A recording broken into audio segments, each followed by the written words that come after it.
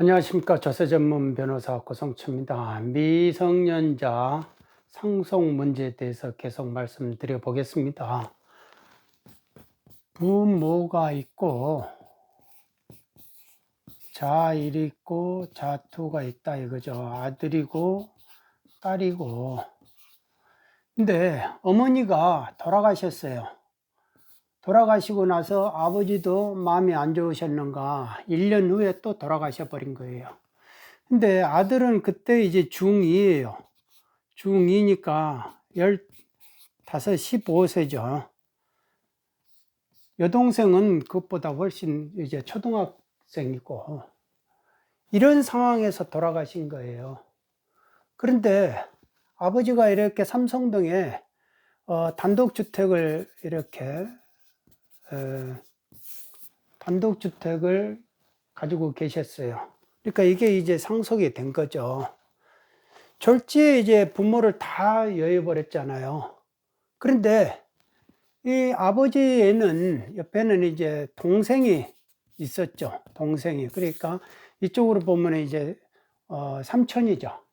삼촌이 이제 이 조카들, 어린 조카들을 위해서 후견인이 된 겁니다.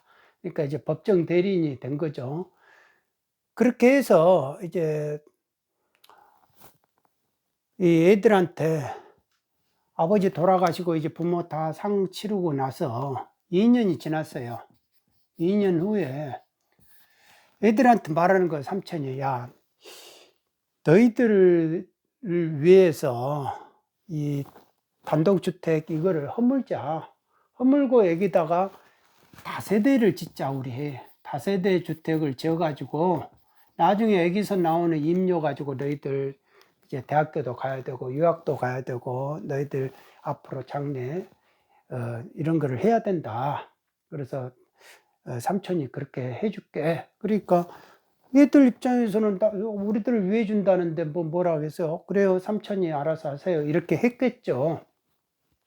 그렇게 해서 다세대 주택을 짓는 걸로 이제 사용 승인을 얻어요. 사용 승인을 얻고, 그 다음에 이제 3년 후가, 그 다음 후에는 사업자, 건설 사업자 등록을 해요. 등록을 하는데 누구 명의로 하느냐? 삼촌 명의로는 못 하는 거죠. 이쪽 애들 명의로 하는 거예요. 이쪽 애들 명의로. 애들 명의로 이렇게 해가지고, 그런데 이제 애들 명의로 이렇게 해가지고 이제 분양을 했어요. 이제 그러고 나서 분양을 하죠. 분양을 하니까 분양자는 애들이 되는 거고, 수분양자는 이 사람하고 이렇게 하는 거예요. 삼촌하고 계약을 한 게 아니고 애들하고 이렇게 계약을 한다 이거예요. 삼촌은 단지 후견인으로서 도장을 찍었을 뿐이에요. 법정 대리인으로서. 이런 상태에서 이제 다 분양이 된 거예요. 분양이 돼가지고 돈이 들어왔을 거 아닙니까? 그러면 돈이 들어오고 이제 건물 짓고 나면은 뭐 공사비 빼고 나서 나머지 이제 남은 거는 정산을 해야 되는데 애들한테 돈이 온 적이 없어요. 애들이 돈을 뭐를 만져본 적이 없다 이겁니다. 그렇지만은 삼촌이 알아서 해주겠지 라고 하면서 삼촌이 이제 해년마다 얼마씩 줘요. 그렇게 해서 이제 학교를 다니고 이제 대학교를 갔어요. 아들이. 그런 상황에서 이제 문제가 발생이 되는 겁니다.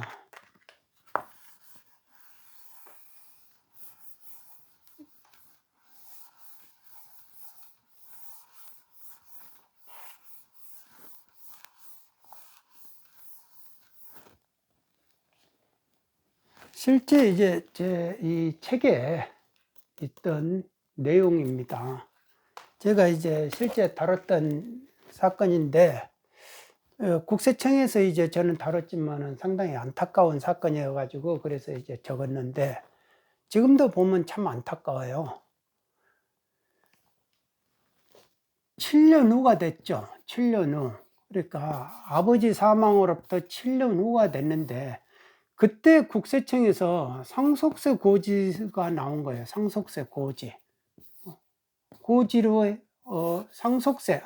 상속세 고지가 아니고 체납으로 인한 이제 신불자 등록 예고 통지가 나온 거예요. 예고 통지. 무슨 소리 하고 있냐. 대학교 때 나온 거죠. 그래서 우리 삼촌이 다 상속세 신고한 걸로 내가 알고 있다. 그때는 모르는 거예요. 그러니까 뭐 법정대리니까 고지서를 삼촌이 받았겠죠. 받아놓고 어떻게 했는지를 모르죠. 그런데 상속세를 다 낸 걸로 생각하는데 7년 후에 체납업자이기 때문에 상속세 안 냈기 때문에 신불자 등록 예고를 하겠다.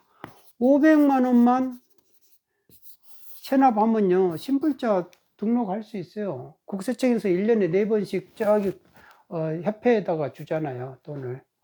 자료를. 그래서 일괄적으로 그냥 신불자로 등록을 시켜버린다 이거예요. 그러니까 몇 가지 요건들이 있습니다. 그런데 그 500만 원 체납되면은 신불자 되는 거예요. 그래서 막 사정을 했죠. 아니, 내가 이거를 안 내려고 한 것도 아니고, 나는 몰랐다 이거예요. 몰랐다. 그러니까 내가 지금 대학생인데 내가 지금 이게 신불자 돼버리면 내 앞길은 다 망쳐버리는 거 아니냐. 내가 경제활동을 못 해버리는데 그러면 어디 가서 내가 취직을 하고 뭐를 하겠느냐. 그러니까 좀 봐달라. 내가 삼촌한테 받아가지고 그러면 내겠다. 상속세 내겠다. 라고 이렇게 하소연을 하는 거예요. 근데 모르겠다 그거 라고 하면서 또 뭐를 고지를 했냐. 종소세 고지를 해버린 거예요. 종소세 고지는 임대사업을 했지 않냐. 임대사업을 했기 때문에 이거는 사업소득이다. 사업소득인데 왜 신고를 안 했냐. 아니 삼촌이 나는 다 하는 줄 알았다. 삼촌이 그때 후견인이었다. 근데 우리한테 신고를 안 했다. 그러니까 이거 고지서를 발송을 하겠다. 얼마 내라. 내 지금 돈 없다. 그런 거 우리는 모르겠다. 알아서 내라. 라고 하는 거예요. 그렇기 때문에 우리가 또 신불자로 또 등록을 하겠다. 그래서 이거에 대해서는 불복을 했어요. 고지가 나오니까 이제 불복을 했죠. 불복을 해가지고 이거 다 법정 삼촌이 알아서 업무상 횡령과 배임을 했다. 삼촌이 돈을 다 빼먹었다. 그래서 지금 우리가 알고 삼촌을 업무상 횡령과 배임으로 지금 고소를 해놨다. 그리고 삼촌한테 돈을 내가 받으면 다 이게 세금 내겠다. 그러니까 세금 낼 테니까 제발 좀 나 앞길 좀 막지 말게. 일단 신용불량자 등록만 좀 면하게 해 주십시오. 내가 세금을 내겠다니까요. 어떻게든지 소송을 다 민형사상 삼촌한테 걸어가지고 세금 받아가지고 돈 받아가지고 낼 테니까 제발 좀 살려주세요. 내 앞길을 이런 식으로 막지만 말아 주십시오. 나하고 우리 여동생을 전부 다 신불자 만들어 버리면 어떻게 됩니까? 라고 했지만 법원은 어떻게 되느냐. 어쩔 수 없다 해가지고 패소시키는 거예요. 왜? 대리인이 한 거는 법률 효과는 본인들한테 미친다 이거예요. 그냥 법률 효과는 다 본인한테 미친다. 그러니까 분양을 했으면은 그 분양의 권리 의무는 다 본인이 지는 거다. 그러니까 너희들이 져야 된다. 삼촌이 지는 게 아니다. 라고 이렇게 된 거예요. 그러니까 삼촌이 사업자가 되는 게 아니다. 이쪽에서는 삼촌이 실질적으로 다이가 돈을 다 빼먹고 뭐 하고 모든 사업을 다 알아서 하니까 실질 사업자는 삼촌이다 라고 이렇게 했지만 결국은 그게 이제 받아들여지지가 않았죠. 그래서 결국은 소송에서 지고 패소되고 확정이 되고 체납이 확정이 되고 나서 결국은 못 내니까 이제 신불자 등록을 하게 됐다 이거죠. 그러니까 저는 이런 거를 보면서 그래도 최소한 체납자는 체납자일지언정 우리가 국세 징수 행정이 상당히 무섭다 이겁니다.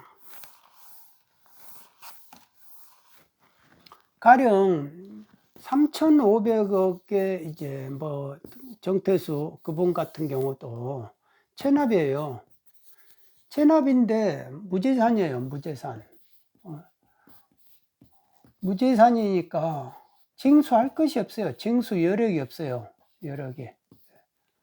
그러니까 이런 사람들은 중국으로 또 이제 도망가 버렸잖아요. 중국으로 가가지고 거기서 이제 사망을 해버렸기 때문에 이거를 뭐 징수할 여지가 없죠. 이거를 이제 그 다음 이제 자식한테 가야 되는데 자식이 이제 뭐를 상속을 받았는지 안 받았는지 그거를 이제 알 수가 없으니까 그렇게 해서 이렇게 되는데, 이런 사람들은 징수도 못하면서 500만 원 이렇게 좀 체납했다고, 이상 체납했다고, 이런 사람들 같은 경우는 어떻게 되느냐. 좀 봐주자, 이거. 제 말은 좀 봐주자. 봐주자. 이런 데는 차라리 위원회 같은 것이 있어가지고, 공식적으로 봐주라 이거예요. 공식적으로 회의를 해가지고, 이런 경우는 우리가 막을 필요는 없지 않냐. 젊은 사람의 인생을 우리가 세금으로 막을 필요는 없지 않느냐. 국세징수법의 목적이 바로 이런 사람들을 조금 더 살려가지고 숨을 트게끔 만들어가지고 나중에 이제 벌어가지고 내게끔 하라. 할 수 있는 그 근거법이다 이거예요. 근거법인데 오히려 이제 일선에서는 뭐를 하느냐? 이거를 이제 규제행정으로 봐버리는 그냥 우리는 체납이 되면 무조건 신불자 등록하고 뭐 한다. 압류하고 다 공매하고 막 이렇게 해버린다. 라는 그 근거법으로 해버린다 이거예요. 그러니까 그렇게 하지 말고 징수법은 규제가 아니고 구제 행정을 위한 근거법이다. 이렇게 시각을 전환을 해야 된다. 이거 안 하면 우리는 감사 걸려요. 감사 걸려요. 이렇게 해버리니까. 그러면 감사 걸리지 말겠고 위원회로 이렇게 책임을 넘겨라 이거예요. 그럼 위원회 같은 데서 이런 거를 좀 내가 이렇게 볼 때 행정하려고 하다 보니까 좀, 이게 좀 불쌍하다. 이런 것까지 우리가 공권력으로 가가지고 할 필요는 없는 것 같다. 이런 좀 사정이 딱한 것들은 좀 더 위원회에 올려가지고 여기서 해라 이거예요. 그러니까 지금도 모든 위원회 공화국이잖아요. 국세행정 어떤 것마다 다 위원회가 있어요. 그러니까 범칙조사위원회 뭐 다 위원회가 있어요. 다 불복마다 단계마다 위원회가 있고 그러니까 그런 거 있듯이 왜 징수는 그런 거 없냐 이거죠. 위원회를 만들어 가지고 이런 부분에서도는 구제를 해줘야 될 필요가 있는 것들을 여기서 걸러줘라 이거예요. 그러니까 일선 행정에 있는 직원들이 세무공무원들이 감사 걱정 안 하게끔 차라리 이쪽에다 토스를 해줘라 라는 식의 그런 게 제도적인 보완이 상당히 필요하다. 그런데 이게 이제 잘 안 되는 이유가 생색이 안 나는 거예요. 생색이 안 나고 티도 안 나니까 그런다 이거죠. 그러니까 누가 이제 또 봐줬다라는 또 오해받기도 싫고 이래서 이런 부분이 있는데, 제가 볼 때는 세금은요 과세가 무서운 게 아니에요. 징수가 무서운 것이지. 그러니까 재산을 뺏기는 것이 징수 때문에 그런 거거든. 사정없이 뺏어버리잖아요. 막 즉각 압류해버리고 거기서 조금만 뭐 이렇게 재산을 움직였다 하면 사유행위 취소로 들어와 버리고 그러고 나서 압류해가지고 안 되면 공매해버리잖아요. 그러니까 그런 부분들이 너무 무섭다 이겁니다. 그러니까 그렇게 살벌하게 하기보다는 좀 이렇게 옥석을 구분을 해가지고 좀 걸러줘야 될 부분들은 구제적으로 할 수 있는 근거, 숨통은 터줘야 된다. 라는 게 제가 예전부터 항시 하는 말이고, 영세 사업자,